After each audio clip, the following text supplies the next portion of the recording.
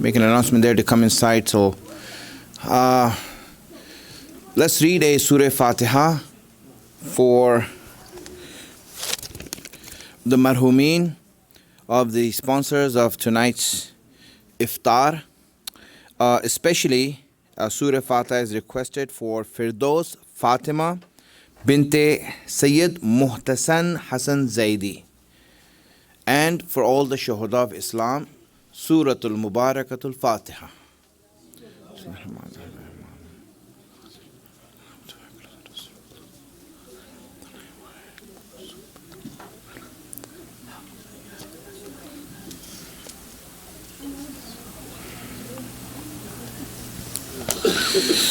There's a Ayatul Shifa is requested for Raza Jafar,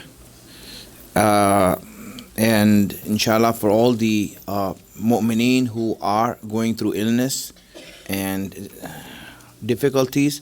So please decide. Amma yujib 5 times. Bismillah ar-Rahman ar-Rahim. Amma yujibul mutarra idha da'a wa yakshifisu. أما يجيب المضطر إذا دعا ويكشف السوء أما يجيب المضطر إذا دعا ويكشف السوء أما يجيب المضطر إذا دعا ويكشف السوء أما يجيب المضطر إذا دعا ويكشف السوء. Just one more announcement to make is that inshallah tomorrow we will have the majlis for the wafat of the First Lady of Islam, the wife of the Prophet, the mother of all the Imams, Hazrat Bibi Khadija.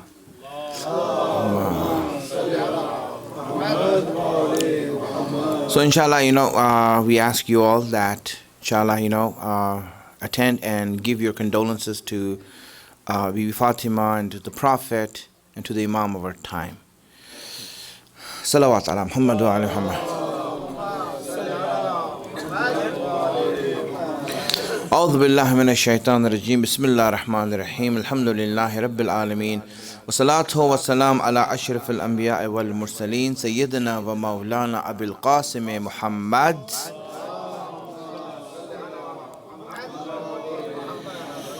وعلى آله الطيبين الطاهرين المعصومين سيما بقية الله الأعظم روحي وأرواح العالمين له الفداء. رب اشرح لي صدري ويسر لي أمري واحلل عقدة من لساني يفقهوا قولي. When you wish for something, you are looking deep into your heart, into your desires, into what you really want, and you are expressing that. Something that is deep within, something that you really want, something that is important for you. Now, for everyone, it could be different things that are important. And that's why when we wish for things, it's always different.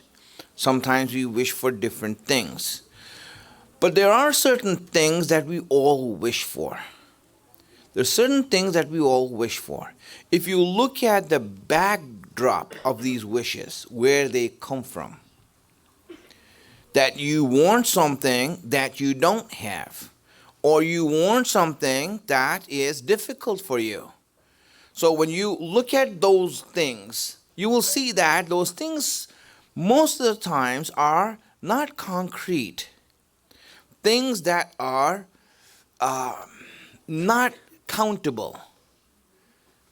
If I ask you, what do you really want? What is your wish?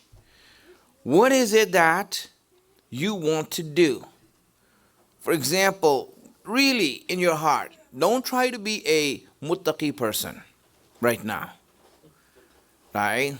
Because when you, people, when they're asked and they're put on the spot, they said, okay, what would a muttaqi person say? And this is fooling ourselves. This is a deception.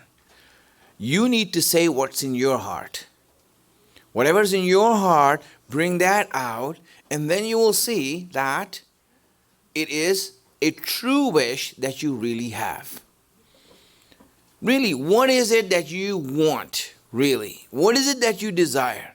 And you will see that certain things we all can agree on, that we all want, and that it's there. For example, you know, when we have a desire, when we have a wish, the first thing we have of that wish is that we want that wish to be fulfilled. Whatever it is, we all can agree that if I am making a wish, and if I have a desire that's in my heart, I want that desire to be fulfilled. Now, look at that. Can we agree on that? That yes, we do. Or, for example, you have a wish that you don't want it to be fulfilled. You know, Allah, I have a wish, but I don't want you to fulfill it. I mean, why it's a wish then? The idea of a wish is that you want it. You want it to be fulfilled. You see, the fulfillment of wishes is part and parcel of your life. What do you want out of your life? You want your wishes to be fulfilled. Isn't that true? You want your desires to be completed. You have a dream or you have some idea and you want that idea to be completed. You want it to be fulfilled. It's important when we look at that. And we all want that. Now, when we look at that idea or those wishes, tell me, is there a limit on wishes that you can wish for? Yes. You know, how much do you want? Do you want to put a limit on it? Do you want to put a limit on that? You know what we do? Most of the times we do put limit on our wishes. I don't know why. Who stopped you from making bigger wishes? Who stopped you? Who stopped you from making greater du'as? You know, I mean, if you look at the du'as and the wishes that we have, it's like, for example, Allah, I just wish that I am healthy. That's it. That's all you want in your wishes? Nothing more than that? Just the fact that you're healthy? Are you sure you don't want more than that? You see? When we look at it, it is like that. A lot of times, when we, for example, look at our wishes, we see that the only one who's putting limitation on our wishes is ourselves. Is Allah asking you to stop? You can't make a wish more than that. Allah doesn't stop you, right? Allah says, Ud'uni, call me, make dua to me, invoke me, and I will answer you. There's no restriction there. It's only from 9 to 5. Right? There's no hours, right? It's 24/7, 365 for the rest of your life. You can keep on asking. Is there any stoppage? And He says He will answer. He says His reply. Is there anyone who's stopping it? Who's stopping these wishes from coming around? Anyone? It's ourselves who stop it. We are afraid of asking. And when you look at ourselves, this is one of the difference between us and the prophets and the imams. The prophets and the imams had the audacity to ask Allah for greatness. They had the courage to ask for greatness. We ask for mediocrity. Allah, just make me mediocre, I'll be happy with that. Just help me just get in Jannat. That's all I'm asking. I don't care if it's the cellar or the basement. Anywhere, I can even be in the attic. Wherever you want me to be, I will just be there. You see, most of us, I want you to be honest with yourself. How much are you asking Allah? How much are you wishing from Allah? Really look at yourself and see that. How much are you wishing from Allah? And you will see that really we don't. We just short sell ourselves. We never ask for those great things that the Imams asked for. And this is one of the reasons, for example, one of the reasons, I'll give an example to you, you will see that your children are weak. Why are your children weak? And when we see our weakness, we see ourselves also, we're weak. You know, whenever a parent makes a dua for his child, Allah accepts it. Whatever dua you make, when you make a dua for your child, Allah will accept that dua. He said, it is true. If you ask your mother and your mother makes dua for you, it will be accepted. If your dad makes dua for you, it is accepted by Allah. Allah says, I will accept that dua. There's no doubt about that. So now tell me, what dua have you made for your children? Whenever you make dua, your child's success or failure is going to be the result of that dua. Let me make it more tangible for you. Do you see a weakness in yourself that, you know what? Yes, I wish I was this. I wish I had this. I wish I was stronger. I wish I had more faith. I wish I didn't have doubts. I wish I didn't have... you might have these wishes, and these might be faults that you see in yourself. Do you see these faults in yourself sometimes? A lot of times, right? We see, man, if I was a little bit better. If you have faults, my friends, then you also have a right to go to your parents, to your mother and father, and complain to them that why didn't you make a better dua for me? I am the result of your duas. I am the result of what you wished from me. Why don't you make a better dua? Who stopped you from making a better dua? Who made you say that, no, all I want from my son is this? Who asked you to lower your expectation from what your children are going to become? We did it to ourselves. Allah didn't stop us. In fact, Allah in an ayat of the Quran is saying to us that a mu'min, when he makes a dua, you know what he says? That Allah give us children, make them the light of our eyes, and make them the imam of the muttaqeen. Make them the imam, really, light of our eyes and the imam of the not muttaqi, imam of the muttaqeen. Allah says here, I give you an example of where you should aim for. Why are you aiming low? Allah, I just want him to be safe. That's all I want from him. If he's safe and healthy, that's good. And really, we lower the bar. Like for example, we have lowered the bar on the community, on ourselves. We say, Alhamdulillah, my child is not on drugs. As if that's an achievement. Wow. Is that an achievement? Really, we have lowered the bar of expectation of what we want from our children. Why aren't we asking a child or a dua for our children saying that Allah, no, not just some mu'min, I want him to be the right hand of Imam Mahdi.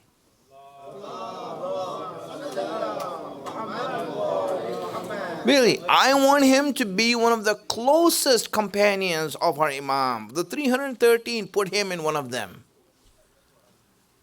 Why don't we have that expectation from Him? It's we who make that problem.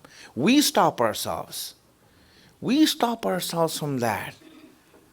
We put limits on ourselves and we don't wish for more than that. I'm just giving this example to you of dua. When Allah says dua, this is an example of what? Of you short selling yourself, limiting yourself from what Allah has given you access to. He says, ask me anything. I'll give it to you. I am capable of giving and I am not stingy. I am generous and I can give you all of that. Why aren't you asking? Why aren't you asking for you to have a house in Jannah that is very close to Imam Hussein? Why don't we ask those great things? Because of limitations. Now I want to see this, right? We do that. So where do these limitations come from? Where do these limitations come from? Really, where, how, in what way are we limiting ourselves? Why are we doing this to ourselves? You know why? Because we have grown used to looking at our life through our intellect and not our imagination. I told you I'll explain it today, what I was said yesterday. When we don't think from imagination, when we don't use our imagination, what happens? We limit ourselves. He said, my son can't be more than that. That's enough for him. I know him more than anyone else. Really? Why are you saying that? Who was the mother of Hur? No one knows, right? But she did raise a child that became great. And Imam Hussein praised her. He praised her. She's an unknown person. He praised her. Your mother did right in naming you free. You are free in this world and in the hereafter. He praised his mother because she wanted greatness out of him. And Allah gave it. The reason is because, my friends, when we just use intellect to look at things that are infinite, then we start limiting ourselves because we start seeing possibilities, probabilities. Oh, I don't think he can be more than that. He's being raised in this. He hasn't gone here and this and that.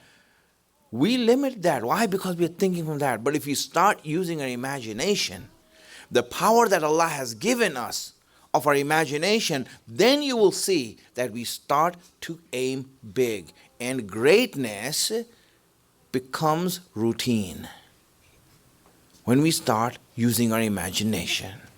This is the problem, my friend. And I'm raising this subject because when we want to understand life requires us to use imagination. It requires us to use our imagination, to look at infinite. Your desires, how far can they reach? Aql says, listen man, you can't eat more than this. You know that. You can't do it. But if you let your imagination say that, no, why can't I? What's holding me back? You know where it comes from? It comes from knowing that, you know what? Allah can give me more. Right now, He has given me this appetite that I can eat only this much, right? One is stopping from Allah in increasing my appetite so that I can take more advantage of Allah's blessings. Why not? Allah can do that. He is the all-powerful. He is capable. Why are we stopping ourselves? It's because we look at things through our intellect only, without imagination. And when you do that, you short sell yourself. There's a reason why we have intellect and the reason why we have imagination. Intellect is not meant for things that are infinite. That's where imagination comes in. Intellect is used to reach the truth, truth that is defined, truth that is concrete. That's where you reach it. Beyond that is the job of our imagination. And that's where we need to understand. Because if you want to understand life, I want you to look at it from the lenses of your imagination, not from the lenses of your intellect. Otherwise, you are going to limit yourself like we always do. And we will never understand what life is if we don't use this power of imagination that we have. I ask Allah subhanahu wa ta'ala to give us the tawfiq and the blessing to be on the right path, the wisdom to understand His guidance, hasten the reappearance of our Imam, make us His helper when He comes. We have about few minutes so I can answer questions. For those who want to ask any questions right now, I can answer some questions. Yes. Oh, sorry, one second. Bismillah.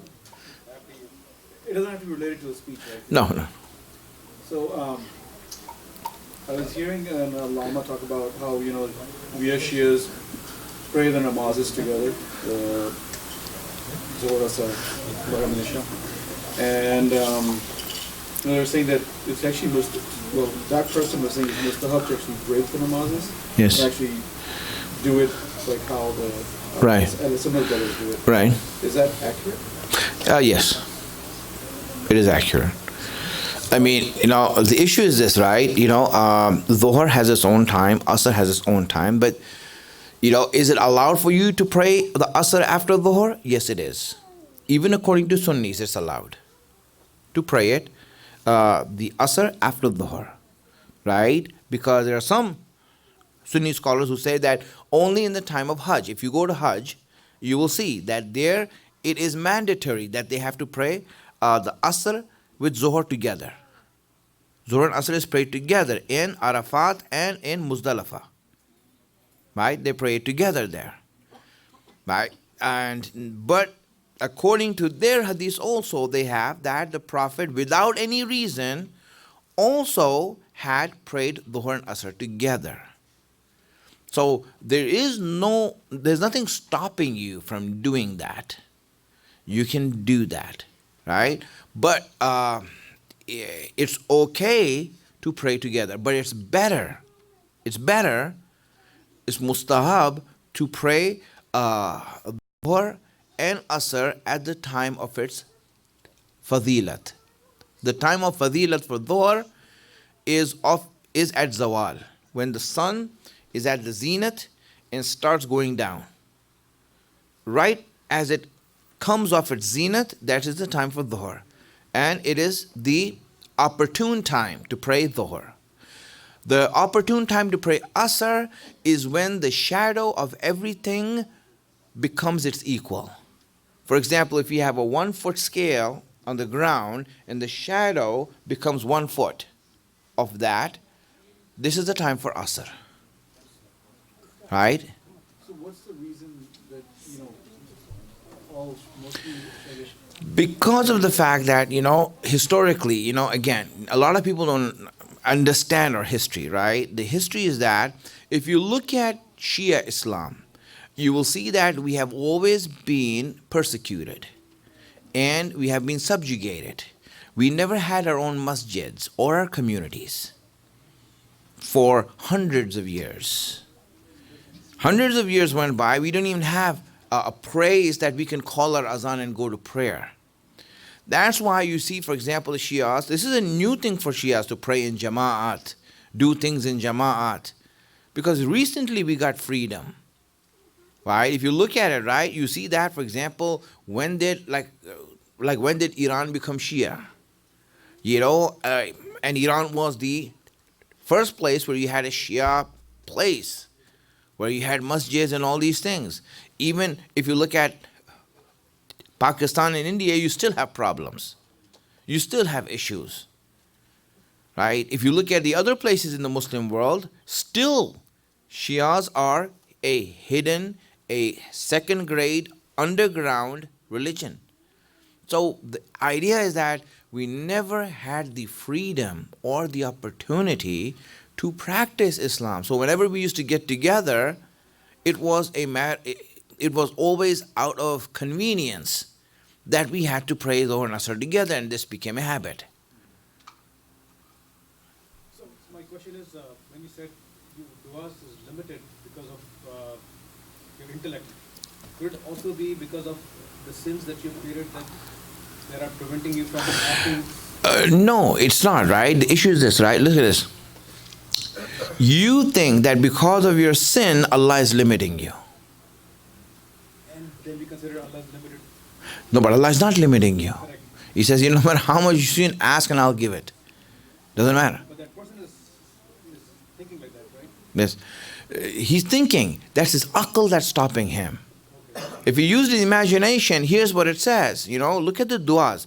A lot of these du'as are based on imagination. When you look at these sentences in du'as, right? For example, a sentence, that says, Allah, let me compare your mercy to my sins.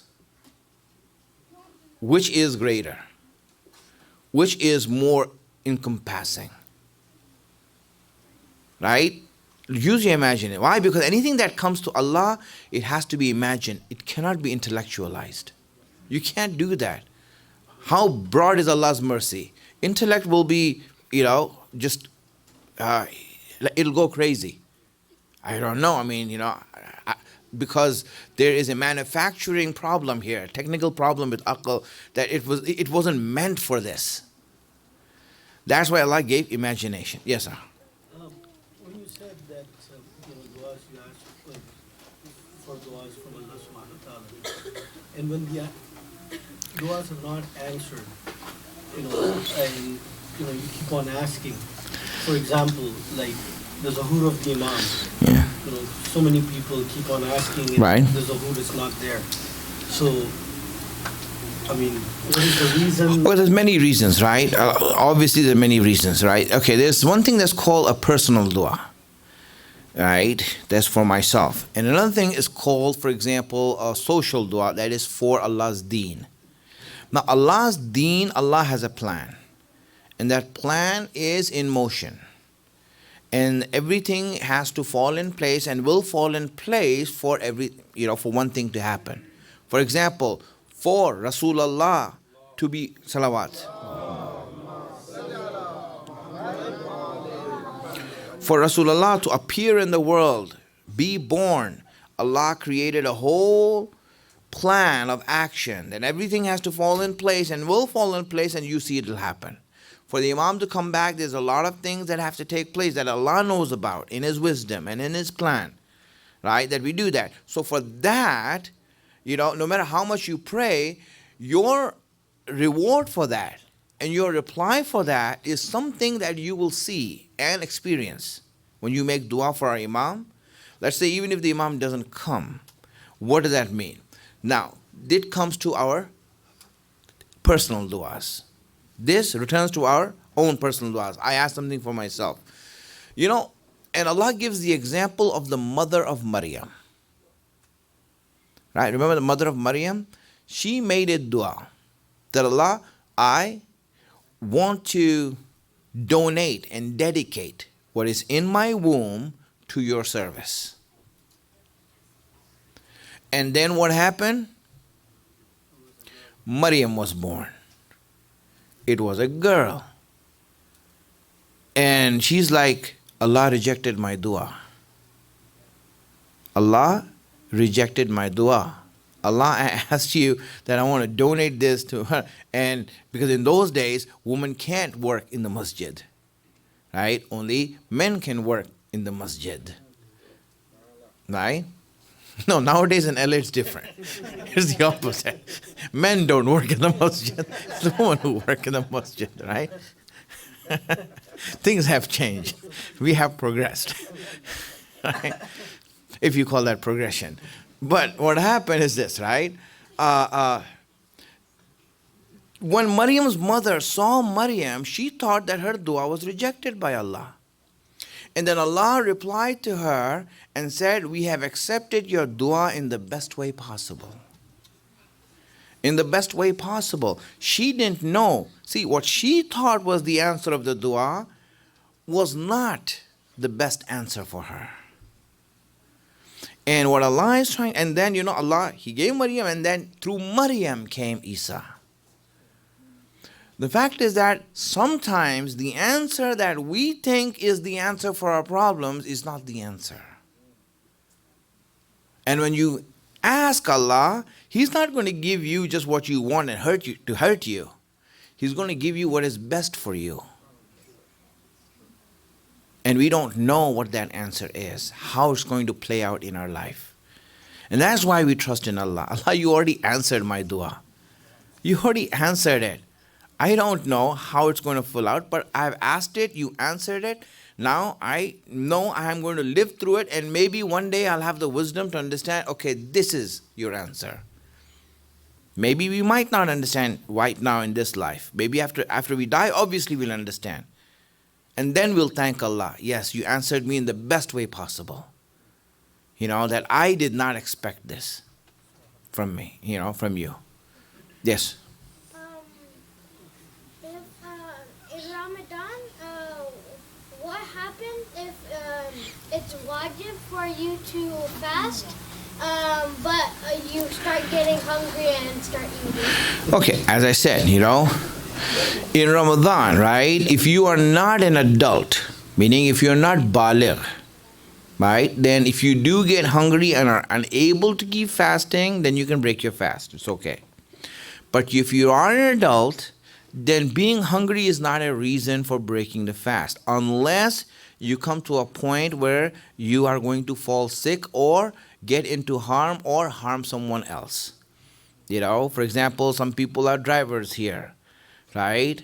And if you drive and if you see that you're about to faint and you have passengers in the car, then really at that point you have to make that decision that this is not right, and that's not what Allah wants from you, and then you have to make arrangements for that. Yes. Can you check your blood sugar during? Yes, you can. You can check your blood sugar.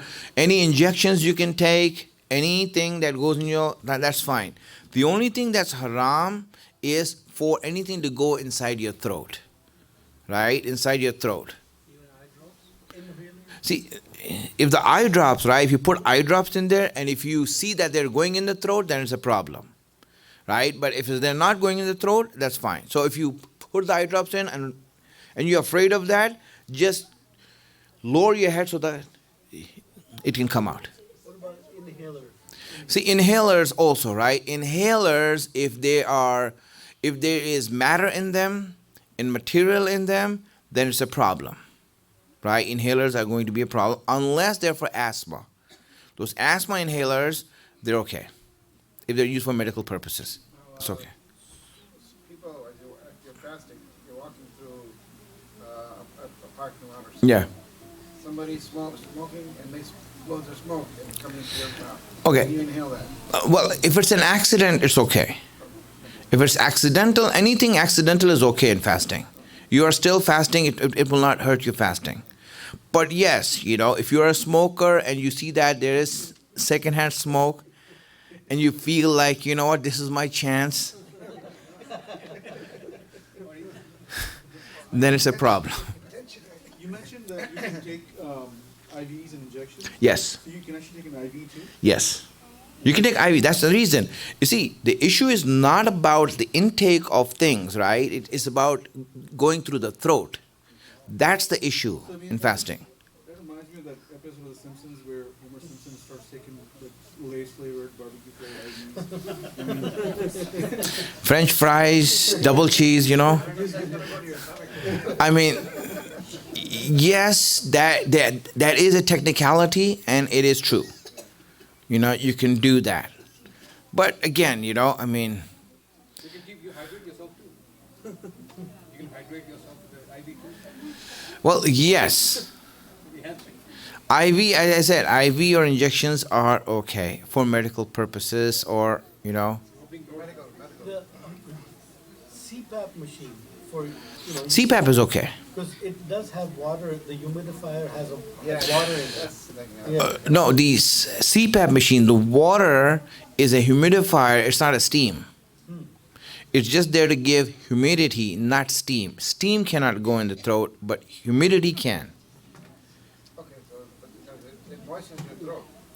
You use that. No, no, so I'm sorry, right? It's not steam, right? It's not steam. Okay, I think that's it for today. We will stop it here. Salawat.